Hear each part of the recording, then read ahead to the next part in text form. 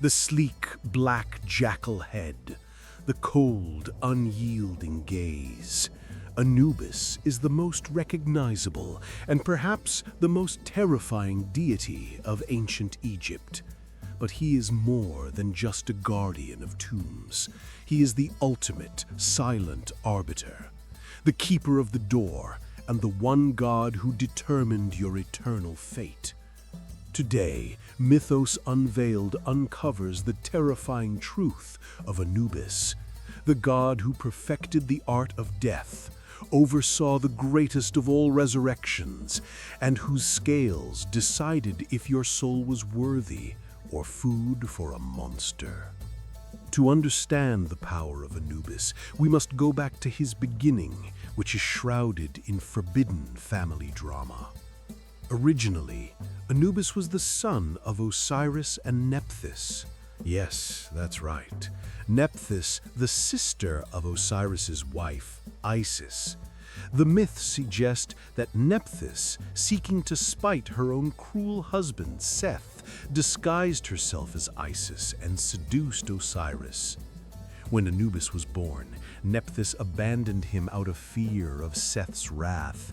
It was the great goddess Isis who took the child in and raised him as her own. This complex parentage is key.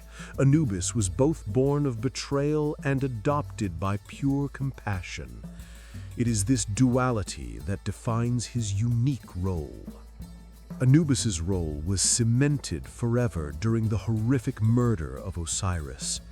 When Seth murdered his brother and scattered his body across Egypt, it was Anubis and Isis who undertook the solemn, sacred task of retrieval. Anubis collected the pieces of Osiris's body and, utilizing his deep knowledge of sacred oils and herbs, performed the very first mummification. He preserved the body, binding Osiris back together, granting him the opportunity for resurrection. This act made Anubis the patron god of embalmers, the master of funerary rites, and the protector of the deceased. He was the one who prepared the body for its journey, ensuring the spirit, or the ka, could survive the transition. He wasn't the lord of the dead. He was the ultimate guide for the living into death. So why the black jackal? It is a purposeful symbol of cold reality. Jackals and wild dogs roamed the edges of the desert, often scavenging around the very earliest burial grounds. The Egyptians, rather than fearing the animal, elevated it. They saw the jackal's constant presence near the dead as an acknowledgement of the boundaries between life and death. Anubis was painted black, not because of the animal's natural color, but because black represented fertility, the earth, and the potential for rebirth. It stood sentinel over the cemetery, a fearless protector who was intimately familiar with the path of decomposition. He knew the way into the darkness and the only way out. But all of his power culminates in one place, the Hall of Two Truths. This is the final courtroom, where your spirit, your Ba, faces its eternal judgment. When a soul arrived, Anubis was the one who escorted them. He was the only god trusted to do so. He didn't just walk you to the door, he held your hand as you stood before the powerful tribunal of 42 divine judges. This was a moment of truth, where the soul would deny a list of 42 sins, the negative confession. But the ultimate test was physical proof, and that test was conducted by Anubis himself. This was the moment that determined everything, the weighing of the heart. Anubis stood beside the great scale of Maat. On one side, he would place the soul's heart, the seat of their consciousness and morality. On the other, he placed the single perfect feather of Maat, the goddess of truth, balance, and cosmic order. The heart had to be lighter than the feather. If your heart was heavy with the weight of sin, regret, and evil actions, the scale would tip. And that's where the horror truly began.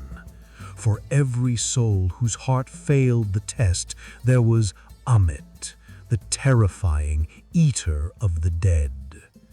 Ammit was a hybrid monster, part crocodile, part lion, and part hippopotamus. She crouched patiently beneath the scales.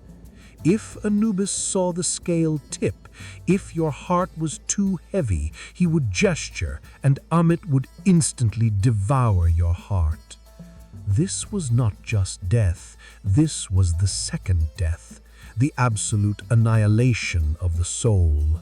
No afterlife, no paradise, just a cessation of being. Anubis delivered the ultimate justice, eternal reward or total erasure. Anubis is not a force of simple evil or simple good. He is a force of perfect, immutable balance. He is the reminder that the actions of your life carry spiritual weight and that judgment is coming. He stands at the intersection of life and death, teaching the ancient Egyptians that the way you live your days is the only currency you can spend for eternity. What is your heart weighing today? Let us know in the comments below. Which Egyptian god should Mythos Unveil cover next? Don't forget to subscribe for more deep dives into gods, demons, and giants.